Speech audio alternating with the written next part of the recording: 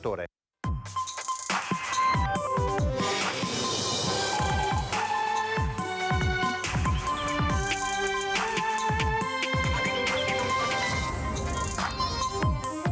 Un automobilista di 80 anni ha perso il controllo dell'auto che è precipitata in laguna inabissandosi, così è morto Enrico Magliocco, che non è riuscito ad uscire dall'abitacolo.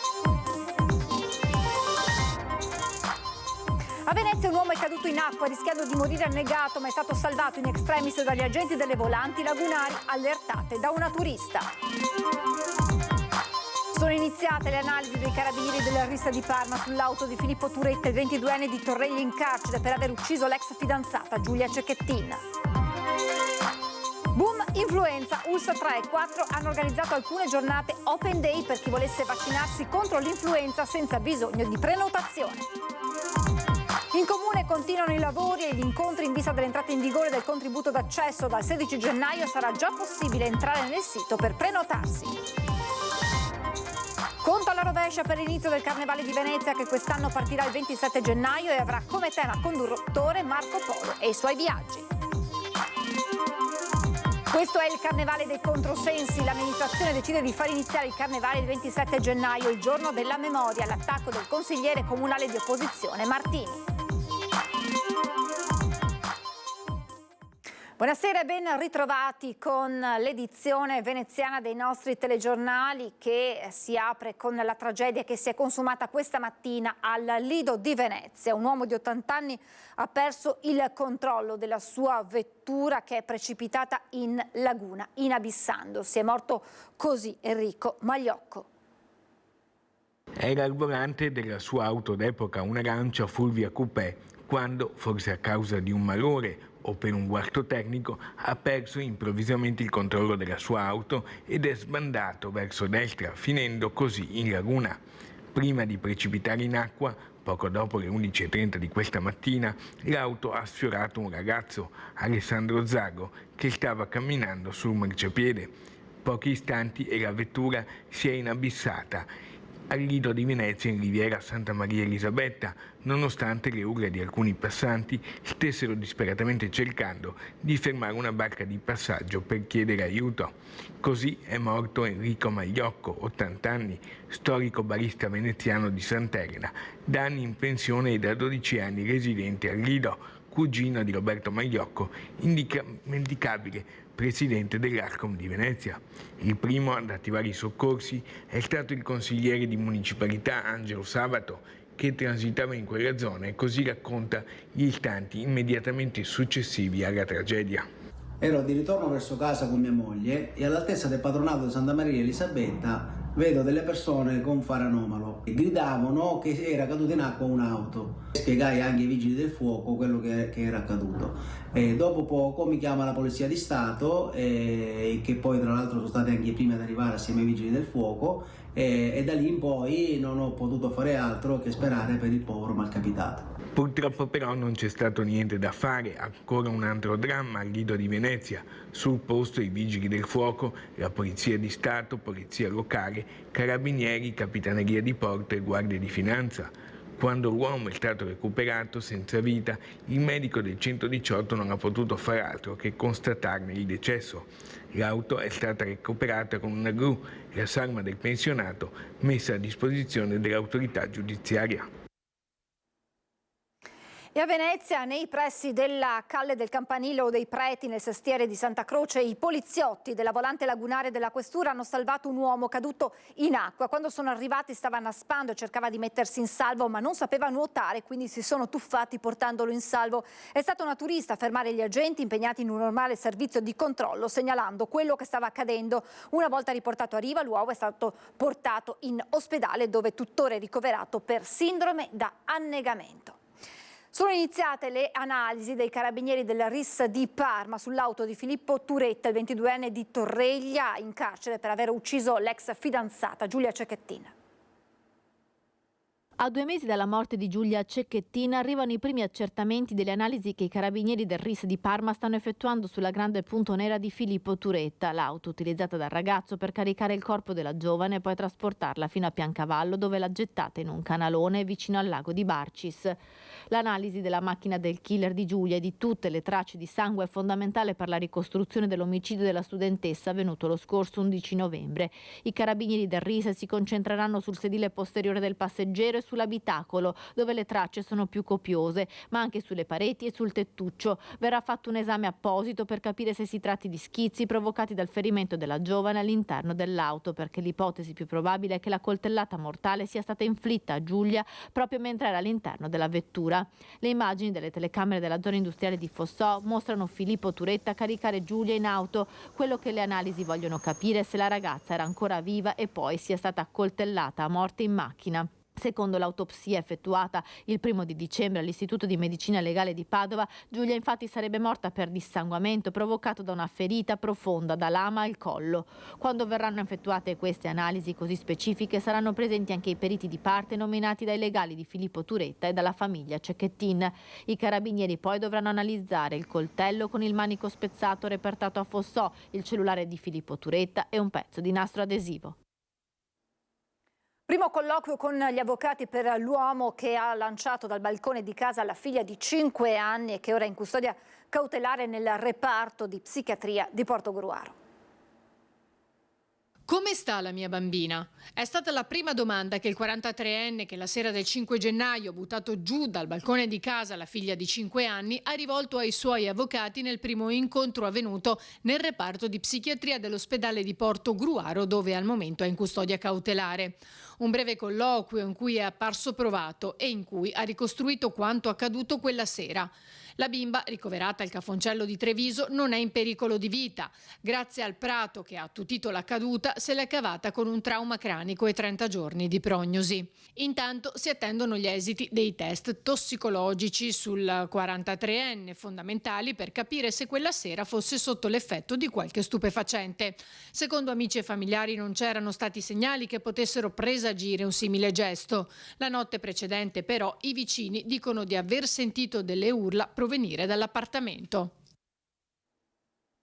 Aveva 26 anni il giovane detenuto che si è tolto la vita a Due Palazzi di Padova, dove stava scontando la sua pena da alcuni mesi. I volontari dell'associazione Granello di Senape dicono: con lui abbiamo fallito. Aveva 26 anni e viveva a Chioggia Stefano Voltolina, il giovane detenuto che lunedì non ce l'ha fatta a reggere e si è tolto la vita in una cella della casa di reclusione del Due Palazzi di Padova. Era stato soccorso da alcuni compagni e dagli agenti di Stefano Voltolina, ma il suo cuore ha smesso di battere poche ore dopo il suo arrivo in ospedale. Un gesto drammatico che riporta l'attenzione sulle condizioni di vita nel carcere padovano, dove i detenuti superano la capienza media prevista e resta sotto organico il numero degli agenti. Arrivato ad agosto, la pena di Stefano Voltolina si sarebbe conclusa nel 2028. Seguito dal personale sanitario e anche dai volontari dell'associazione Granello di Senape e l'altra città, Stefano Voltolina era stato coinvolto in un progetto con un insegnante che lo aveva conosciuto anche alle medie, che affida a una lunga lettera il suo ricordo di questo giovane scivolato senza avere una seconda possibilità. Una lettera che si conclude così: cosa posso dire adesso? Abbiamo fallito come altre volte. Facciamo almeno qualcosa per non dimenticarcelo, il nostro fallimento. Di lui, di Stefano, io non mi potrò mai dimenticare. Parliamo ora del boom di casi di influenza, perché ULSS 3 e 4 hanno organizzato alcune giornate open day per chi volesse vaccinarsi senza bisogno di prenotazione. Siamo probabilmente all'inizio della discesa del picco influenzale. Stiamo solo cercando di capire se la circolazione dovuta alle riaperture delle scuole potrà portare a un ulteriore piccolo sfasamento della curva verso l'alto nei prossimi giorni, ma tendenzialmente sappiamo che in linea di massima nel mese di gennaio avviene il finale dell'epidemia. Ecco, quest'anno Probabilmente, l'abbiamo visto un po' tutti sulla nostra pelle, è stata un po' anticipata durante le feste. E che ha portato a occupare i pronto soccorsi, le terapie intensive e in alcuni casi ha provocato delle vittime, come nel Vicentino.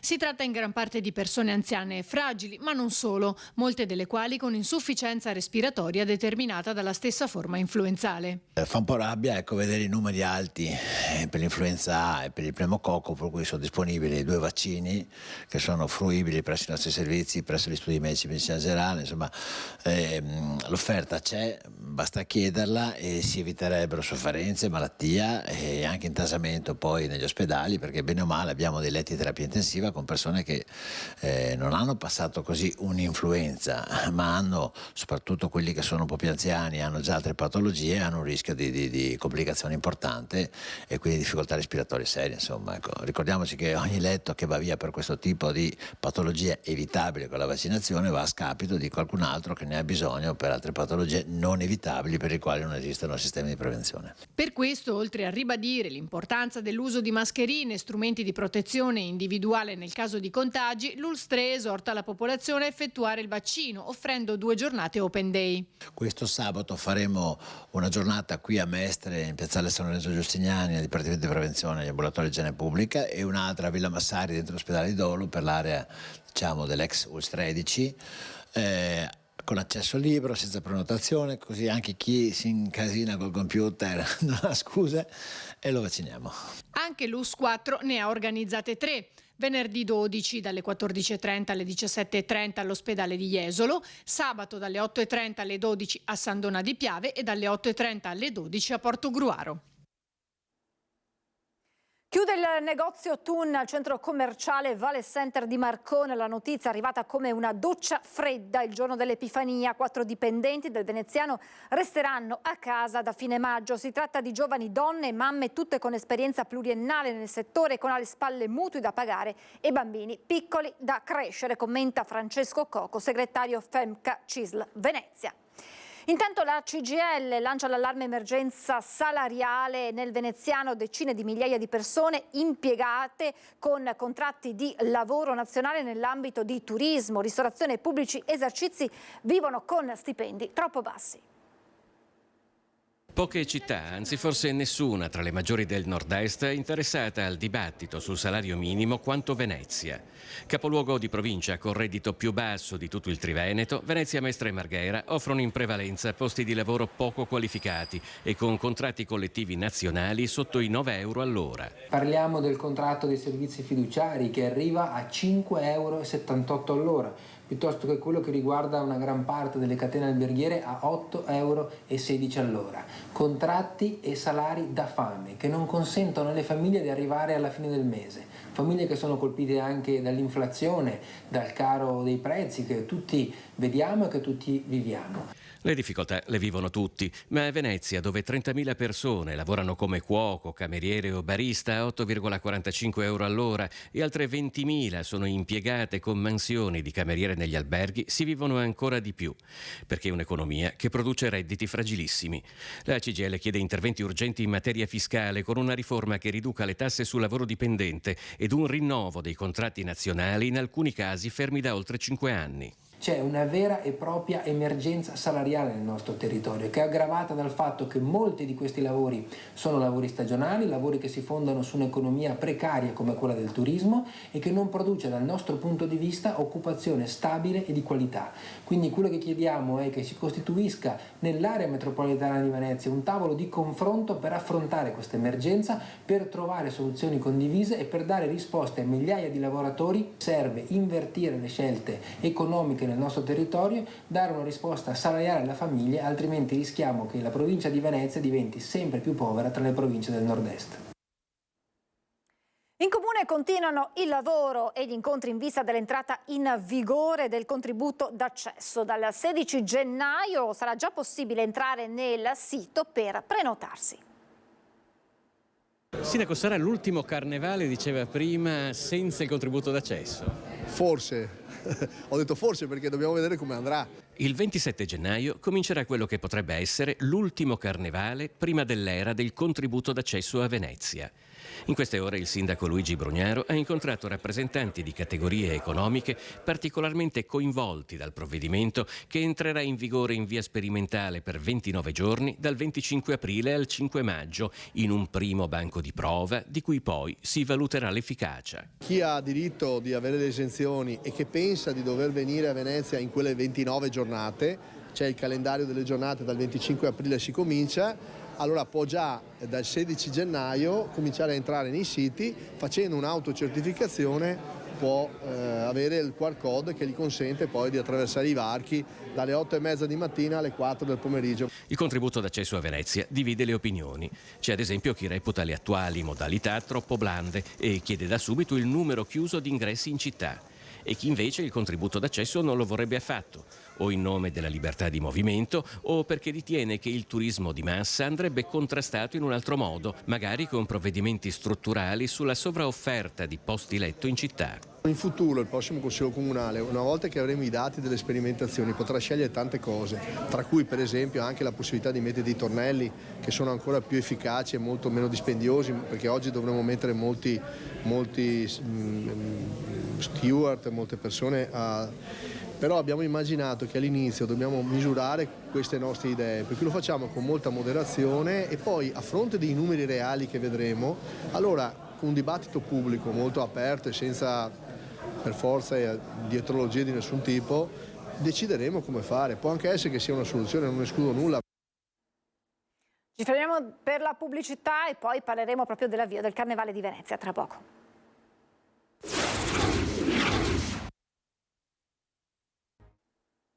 Rieccoci in diretta e allora il partito, il conto alla rovescia per l'inizio del Carnevale che quest'anno partirà il 27 gennaio e avrà come tema conduttore Marco Polo e i suoi viaggi.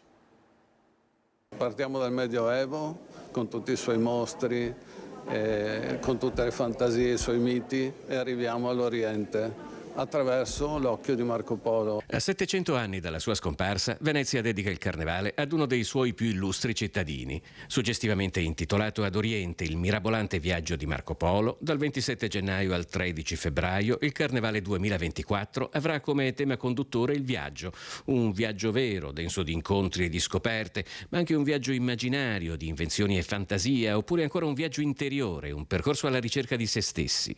Il Carnevale moderno ha sempre voluto seguire le scadenze, pensiamo ai 1600 anni di Venezia. Il tema di quest'anno è particolarmente suggestivo e arricchirà con delle caratteristiche particolari una struttura peraltro consolidata, perché il Carnevale di Venezia deve mantenere anche le sue caratteristiche che negli ultimi anni sono quelle della massima diffusione sul territorio e anche di questo allargamento del programma ai 3 weekend. Come sempre a Venezia, storia ed arte donano spessore culturale ad iniziative che poi sono di festa pura, di un divertimento che in quei giorni sarà diffuso in tutto il territorio cittadino, dalle isole alla terraferma. 180 artisti di strada, circensi bravissimi, sparsi per tutta la città, poi avremo anche il Capodanno cinese, quindi un pezzo d'Oriente, come si diceva, ci sarà anche veramente qua dal vivo e poi avremo il dinner show al Palazzo Calergi e all'Arsenale il grande spettacolo sull'acqua che quest'anno è particolarmente dedicato a Marco Polo. Il Carnevale dei controsensi, l'amministrazione decide di farlo iniziare nel giorno della memoria. Attacca il consigliere comunale di opposizione di tutta la città insieme, Giovanni Andrea Martini. A Carnevale ogni scherzo vale, conclude, ma forse in questo caso si è esagerato. Il Carnevale di Venezia è una festa internazionale che corre un solo pericolo, quello di perdere spontaneità e ridursi ad un evento meramente turistico, come ricorda il consigliere delegato alle tradizioni Giovanni Giusto. E laddove il carnevale non ci apparteneva più, e da Piazza San Marco al campanile di San Marco volavano queste star scadute che non sapevamo, che però dovevano rappresentare la venezianità, le regine del carnevale all'epoca. Ecco che abbiamo eletto regina del carnevale veneziano, quello vero, la parentesi della venezianità, la nostra regina, la Pantegana, perché sono le ultime a morire. La Pantegana, portata in testa ad un corteo acqueo come simbolo di resistenza di una comunità e delle sue tradizioni. Giovanni Giusto appartiene a quella generazione di veneziani che decenni fa prima ha visto risorgere il carnevale in uno scoppio di entusiasmo e spontaneità, ma poi lo ha anche visto rischiare di ridursi ad un evento artificioso. La spontaneità è scomparsa quando qualcuno ha deciso di organizzarlo, ed ecco che è diventato praticamente un qualcosa che è molto simile alla recita per quei turisti che raggiungevano Venezia non per unirsi alla festa ma venirla a fotografare. Ecco che è scaduto il carnevale, quindi i veneziani erano attori e i turisti venivano praticamente a vedere le scene di chi appunto recitava. Non era più il carnevale. Ecco perché c'è stata questa esigenza quantomeno di ricostruire una parentesi dedicata a quella spontaneità. Cambiamo argomento, nasce un numero unico per la polizia locale tra 4 comuni, tra Padova e Venezia. Si fa squadra, si aumentano i servizi, ma soprattutto abbiamo adesso il numero unico che funziona, sarà attivo 6 giorni su 7, dalle 8 di mattina alle 18:30. E infatti, faccio come fa il presidente Zaia, eccolo qua, 049 89 52 190. Lo presenta così Marcello Bano, il nuovo numero unico della polizia locale di Noventa Padovana, Saunara, Stra e Vigonovo. I cittadini dei 4 comuni, 2 in provincia di Padova, 2 in provincia di Venezia, potranno segnalare emergenze alla centrale operativa unica. Succedeva che il cittadino chiamava, molte volte non la polizia locale, essendo fuori o essendo impegnata in attività magari così urgenti, non si riusciva a rispondere, e mettendo insieme appunto le forze, 16 vigili che danno la possibilità di avere una persona disponibile tutta la giornata a rispondere. Questo sicuramente ottimizza il servizio. Un territorio di 42 km quadrati in cui i confini sono labili tra i vari comuni, necessario quindi fare squadra.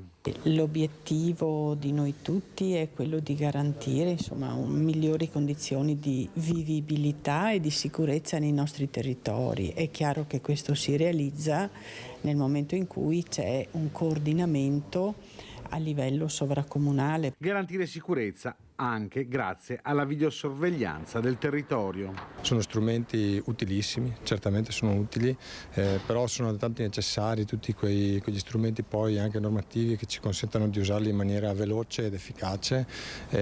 Questo non sempre attualmente è. Saranno 16 i vigili che si alterneranno per garantire un servizio 6 giorni su 7. Non è solo un numero unico, è anche una piccola centrale operativa a cui come parte operativa ci sarà impegnata almeno una pattuglia per tutto l'arco temporale, quindi sono 2 pattuglie, una la mattina e una pomeriggio, quindi una pattuglia nell'arco temporale di 10 ore che daranno garanzia di intervento.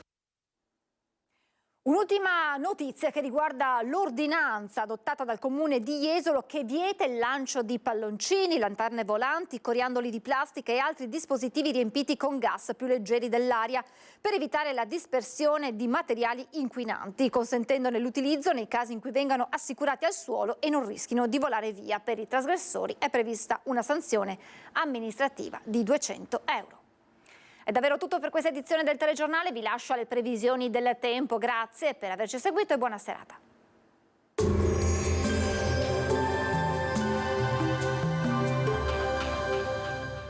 Il Piccolo Scavo è specializzato nella realizzazione di impianti fognari, sottoservizi per utenze e adeguamento fognario alla rete consortile.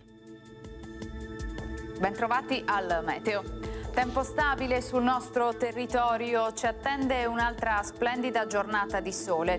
Previsioni per giovedì 11 gennaio. Sul Veneto avremo un ampio soleggiamento, non sono attese piogge, il cielo sarà sereno o al massimo velato. Il pericolo di valanghe sulle Dolomiti e sulle Prealpi sarà moderato, grado 2 della scala. Temperature stazionarie minime sotto zero, massime comprese tra 4 e 5 gradi. Ci spostiamo ora sul Friuli Venezia Giulia. Anche in questo caso tanto sole, cielo sereno con ottima visibilità e con locali gelate notturne. Al mattino sul Tarvisiano sarà possibile la presenza di nubi basse, specie a fondovalle. Temperature minime sotto zero, massime sui 5-7 gradi. Infine diamo uno sguardo alla situazione del Trentino Alto Adige. Sarà anche in questo caso soleggiato, salvo la presenza di qualche nebbia al primo mattino. Temperature minime tra -1 e -3 gradi, massime sugli 8 all'incirca. Dal meteo per ora è tutto, vi auguro un buon proseguimento in nostra compagnia.